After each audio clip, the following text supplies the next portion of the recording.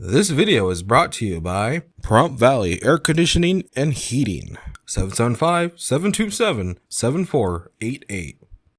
The NIH awards these grants called Alzheimer's Disease Research Center grants, which are intended to be around the country. This is the first one in the Intermountain West.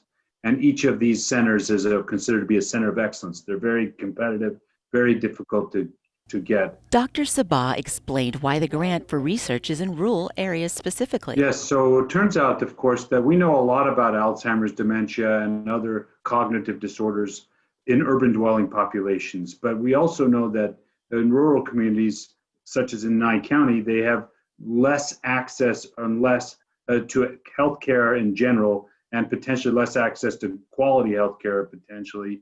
And so they may be misdiagnosed. They may not be diagnosed at all as they get elderly. Elderly have a whole host of health problems.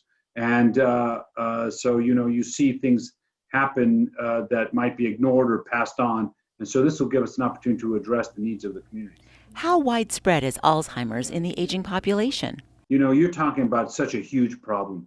When you think about it, by age 85, 1 in 3 people have it. If you look at every baby boomer, 1 in 8 will develop Alzheimer's dementia. So this is not a small issue, it's a gigantic issue. It is now the 6th leading cause of death. And it is the #1 reason people are placed in long-term care.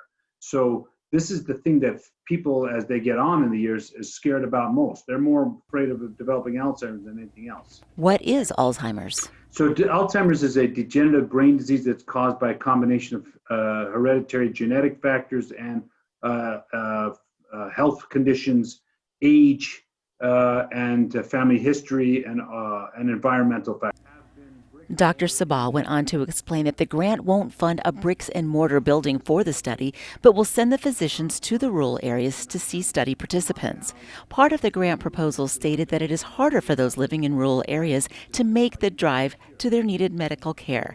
Cleveland Clinic will likely take on medical office space in Nye County to see participants in the study, and they will also involve the local doctors of their patients participating. Our proposal is, instead of you coming to us, we're going to come to Pahrump and other places to do the assessments in the community.